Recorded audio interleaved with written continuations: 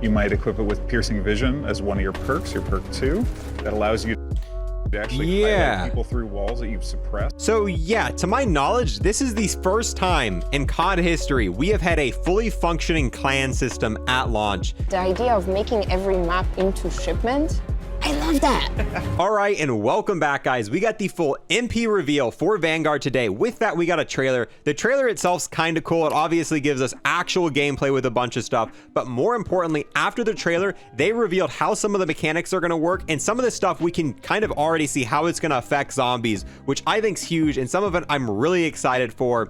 On top of that, they're bringing back some things that I've asked for a long time on stream, the community's asked for, and a lot of this is coming on day one. This is stuff we haven't seen on day one in COD in a very long time. So what we're gonna do here, we're gonna go through the entire trailer. Like right now, it's what we're watching in the background. There's a little bit of cool stuff here. I'm not gonna spend too long. This was like a 2-hour long broadcast. My goal is to break it down, get you guys the super important stuff, but not go over all the small details. So obviously you've seen already multiple melee weapons used in the background. That guy had a hammer, he had a baseball bat. We'll see a mace here in a few seconds.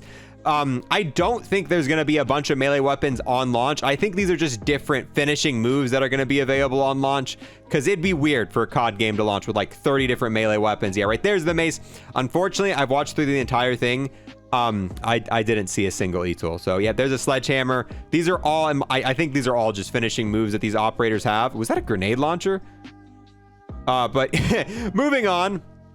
Yeah, so no e-tool so far as of yet, but the destructible environment seems kind of cool. I really hope it doesn't promote a ton of camping. I'm hoping like they're set up around the map where it's not, you can just make a hole really far in the middle of nowhere and kind of camp with it. Same thing with the mounting. As you can see, there's stims there. But moving into the next part, they break down some of the maps we're going to see here. And this right here is Castle from World at War. We have actually seen this map remastered a few different times now, but this is one of my favorite maps of all time. It's bright, it's colorful, and it plays extremely well on pretty much any type of mode. So that is a map from World at War going to be on this game at launch. But more importantly, moving into this, the last few weeks on stream, I think we even talked about this a week ago.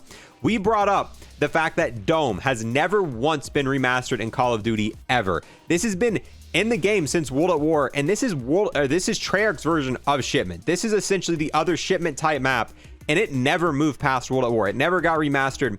Nuketown kind of became the small map that Treyarch remastered every year, but this is a lot smaller than Nuketown, and in my opinion, it plays a lot better than Nuketown. You're able to go from side to side. In Nuketown, if you kind of get locked in your spawn, you're kind of just done. You're stuck back there, you can't move. This is a lot more free flow Shipment, or free flow kind of Nuketown that's smaller, and I mean, it's just Treyarch version of Shipment, and it's going to be in this game at launch. I never thought we would see a Dome remaster, but it is coming in Vanguard at launch. That alone to me is just huge. I love this map, and being able to see and play it again is going to be extremely fun. Here's some more stuff on the tactical destruction. Then again, I just hope it doesn't become annoying. So after the trailer ends, the first thing they talk about is kind of how each map's in a different setting and they're all going to play differently, which is cool because I feel like there's some COD games that have launched and every map kind of felt the same. All the surroundings look the same. World War II is kind of a game that kind of felt like that. But all the different maps are going to play and feel differently, which is good stuff, but not super exciting stuff. Then after this, they start talking about the combat pacing, and we get a lot more information on that. I'm super excited about this, and I think this is actually going to fix one of the biggest issues that COD has right now. Let me go ahead and just play this clip through and just listen to what she says, and after that, I'll break it down. Match play, you're able to be like, oh, I prefer tactical. I'm going to be doing Blitz. I remember when we were just first talking about it, the idea of making every map into shipment, I love that. But having a map the size of Red Star feel like Shipment, if you're having that level of combat pacing, is what's really fun. So essentially how this is going to work, when you go to the MP menu to find matches, not only do you have the option of like team deathmatch, domination, kill confirmed, all these modes, you have these different combat pacing modes as well. So you can play team deathmatch, but you can select Blitz, and essentially it's going to be the same size map, but you're just going to up the players, and it's going to make it feel a lot quicker. Which for me, especially the last few years in Call of Duty, as a grinder, I want to play the smallest map possible, and I want to get, as much done as possible, which means in Cold War, when Nuketown was an option, I was only playing Nuketown until they added the 6v6 mode. When I was playing Modern Warfare 2019, I was only playing Shipment, because if you want to get things done as quick as possible, you need just super fast-paced stuff. And it led to the game feeling a little boring because there was only one map. Granted, it was my fault because I was choosing to play that one map, but to me, all the maps felt too big, and the only fun experience to really be had in that game for me was in Shipment. So for people who have that kind of mindset and that playstyle, you can choose the Blitz game mode, and if it's like they say it is, it's gonna make every single launch map, all 20 of them, play similar to the same kind of fast-paced experience that you can see in Shipment, where the kill feed is constantly going wild. You're able to get a bunch of stuff done, which is gonna add so much replayability for me and other people grinding this game. Because trust me, I'm definitely only going to be playing Blitz if it's what they make it sound like. And this, to me, solves one of the biggest issues that I think a lot of people have with COD over the last few years. So that's some pretty good news. Coming into the game, they're a tier 1 feature. You can pair up with your buddies and your friends. We really want to lean into social play because it does make all of your experiences on those maps and modes just so much better. Think about what you just said about Patrol too. Like if you played Patrol with your clan, how You're much more gonna effective be you so would much be better. if Oh, yeah, everybody was absolutely. coordinated taking the patrol point at the same time. Yeah, and you actually progress with your clan. Like that's a new thing that we have in the game. It's pretty exciting and awesome. Like being able to have the 3 of us in a clan and go and be on progression. And you can be in a clan together cross-gen as well.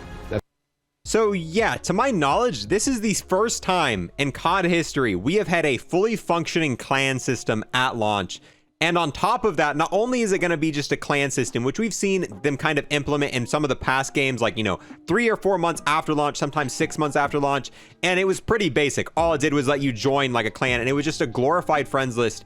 There's actually going to be clan missions, clan XP. You're going to be able to rank it up. You can see here from this screen, activate a mission from the challenges menu. And this is for like a clan mission. And in the next screen, you can even see where it's got like an XP bar. If this is anything like Clan Wars from Ghost, or even just like a smaller version of it, that's gonna be huge. And this isn't like a promise. It's like, oh yeah, this will come later down at launch, because we've heard stuff like this before, especially with Black Ops 4 Zombies.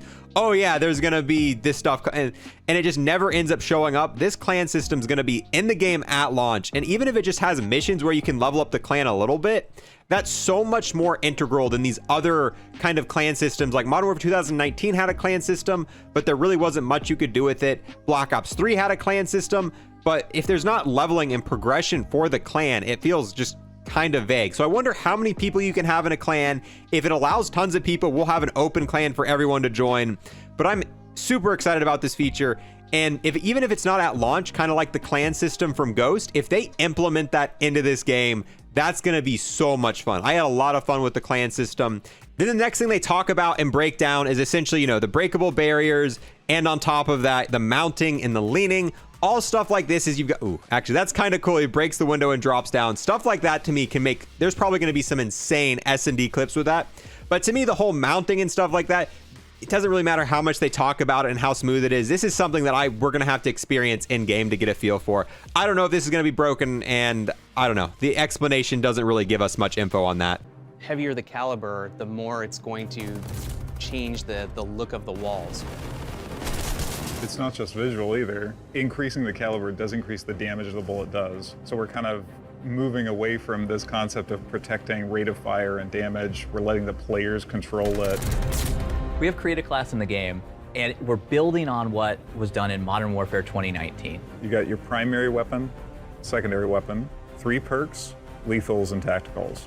It's about choices and about the player having choices. Within Create a Class, there's so much going on in there. We have the gunsmith system coming back. We have caliber system, ammo types, 10 attachments as well that you can put on the gun. The coolest thing about 10 attachments is that we were able to make it so that some of the attachments are much stronger than the other attachments. So you have a lot more options, kind of taking our 30-ish guns and bringing it all the way up to over 100, because you can tailor them to whatever you want them to be. So yeah, the create a class system in this game is going to function a lot closer to Modern Warfare 2019 than it does in Cold War. And I think that's going to be way more fun for zombies, because Modern Warfare 2019, each weapon had a bunch of different attachments that actually fundamentally changed the weapon and made it play a lot differently. Whereas in Cold War, if you look at the different attachments, each weapon essentially has the same attachment as all. And it was a really basic form of that. And you could tell if you looked at zombie class setup videos, if you look at even mine, pretty much for every LMG, I recommend the same exact attachments. And for most weapons in every class, it's the same attachments on every weapon because they all do the same kind of modifiers. It's pretty boring. It's the same attachments for all of them. If the Modern Warfare 2019 system was in zombies and that was what we were using in Cold War, it would be drastically different what attachments I would recommend for each and every weapon. And it's going to add a lot more replayability with stuff like that. It's going to be trial and error with some of these things. And I'm super excited if that's the system we're going to see in zombies like they're talking about here. I think class setup videos, and there might be 2 or 3 different class setups for weapons. Actually, that's something else I want to talk about that we just saw on screen right there. That might be a little annoying, but there's different class setups, and there might be different better class setups. Like there might be 2 different AR setups that are really well depending on what you're doing, whereas now there's just one kind of main setup, and it's all I would recommend for a thing, kind of like a low round or a high round class setup. So I'm super excited about that, and I cannot wait for the create a class system, seeing how that works in zombies. And it's probably going to be an exact copy of the MP system, so that is super exciting stuff for zombie players. You might equip it with piercing vision as one of your perks, your perk 2, that allows you to actually highlight people through walls that you've suppressed. So piercing vision allows you to highlight enemies through wall that you've suppressed.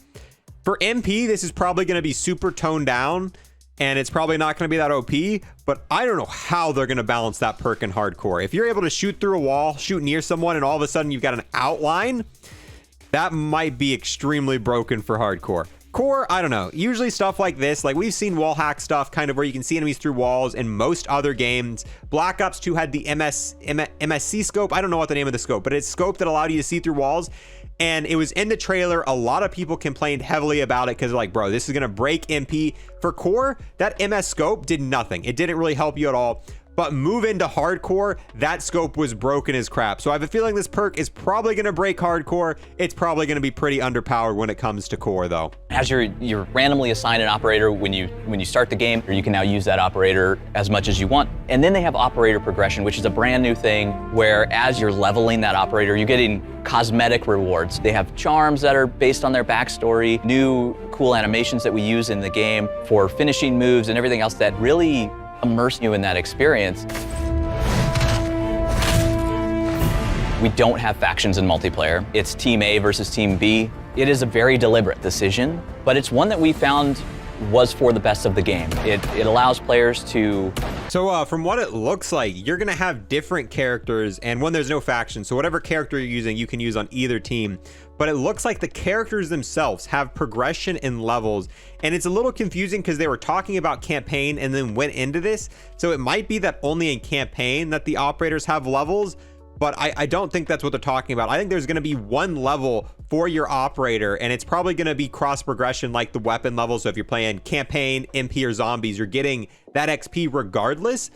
That is going to be so freaking cool, though. If you're able to level up each operator you have, like max it out, get special like outfits for it. I know you can do challenges in Cold War, but it's only really you get calling cards and stuff, no charms, no finishing moves.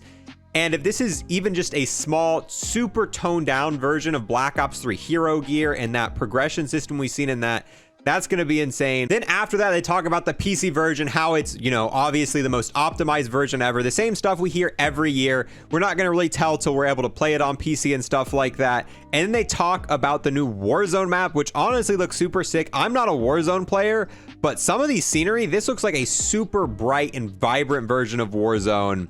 And I am so excited for that. I'll try it. I'll give it a shot, even though I'm not a huge Warzone player, but we'll give it a few shots. And once it launches with this new map, it's going to have the anti-cheat and all of that stuff incorporated it. So hopefully anti-cheat's good and all that good stuff. But that's really everything they talked about in this. But with that, guys, I think it's time we go ahead and wrap this video up here. So we got a ton of new information. The clan system seems insanely cool. We've got Dome coming back at launch.